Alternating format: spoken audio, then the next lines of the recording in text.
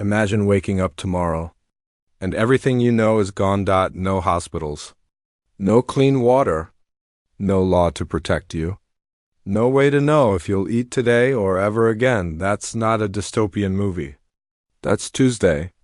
In the Dark Ages. Most people think of the Middle Ages as knights, castles, and adventure. But behind those stone walls was a reality so brutal, so terrifying that historians still struggle to fully describe it. Today we are pulling back the curtain. No filters, no romanticizing. Just the raw, dark truth about why the Dark Ages were quite possibly the worst time in human history to be alive. Stay with me, because by the end of this video, you will never look at history the same way again. First, let's establish what we're actually talking about. The Dark Ages refers roughly to the period between 476 AD, when the Western Roman Empire collapsed, and around 1000 AD. Some historians extend it further. When Rome fell, it didn't just mean a change of rulers.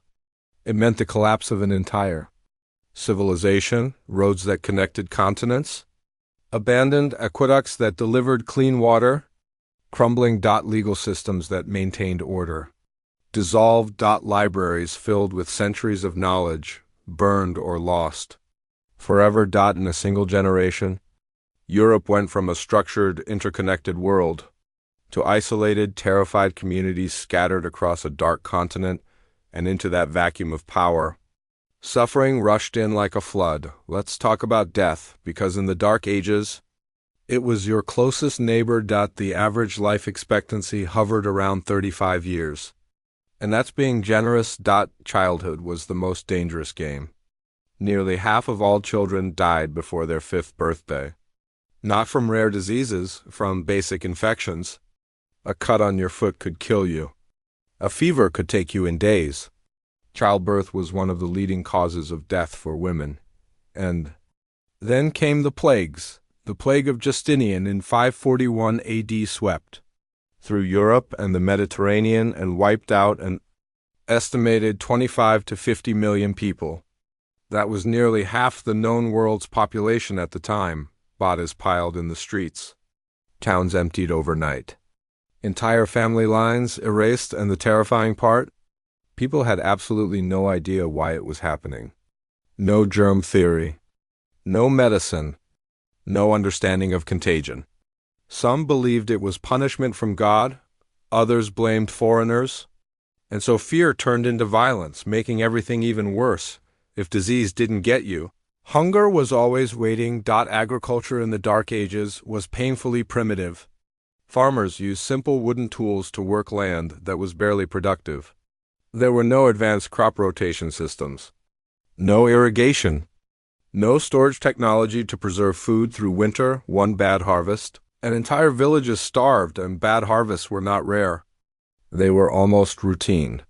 Climate shifts, locust swarms, floods, droughts, nature had no mercy, and humans had no defense. Famine didn't just mean hunger. It meant watching your children slowly weaken. It meant choosing who in your family got to eat. It meant eating grass, bark, leather, anything. Historical records from this era describe communities so desperate. People committed acts that would be unimaginable today, all just to survive one more week. With no centralized government and no reliable law enforcement. Violence became the primary language of power. Warlords controlled territories through fear. If you lived in a village, you were at the mercy of whoever had the most armed men. Tribute had to be paid. Crops had to be surrendered. And if you resisted, your village burned. Warfare in this era was not the organized, structured battles you see in movies. It was brutal, chaotic, and deeply personal. Soldiers weren't just killing enemies on a battlefield. They were raiding civilian villages, taking food, destroying livelihoods. And justice? There was almost none. If someone wronged you, your only option was personal revenge, which triggered counter-revenge, which triggered blood feuds that could last for generations. The concept of innocent until proven guilty didn't exist. Punishments were severe and public, designed to intimidate, not rehabilitate. Trial by ordeal was real. You might be thrown into freezing water to prove your innocence. Survive? You're innocent?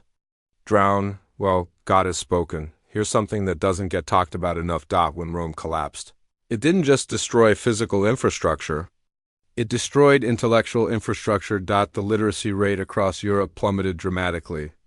In some regions, the ability to read and write survived only within the walls of monasteries.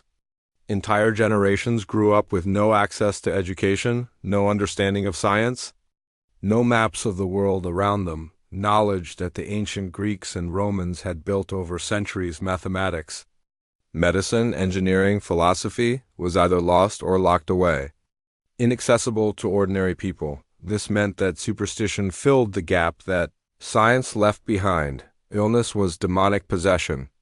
Mental health struggles were witchcraft. Unusual weather was divine wrath. People were executing and torturing each other based on explanations that had zero basis in reality, and without knowledge, there was no progress. Problems that could have been solved weren't. Suffering that could have been prevented continued.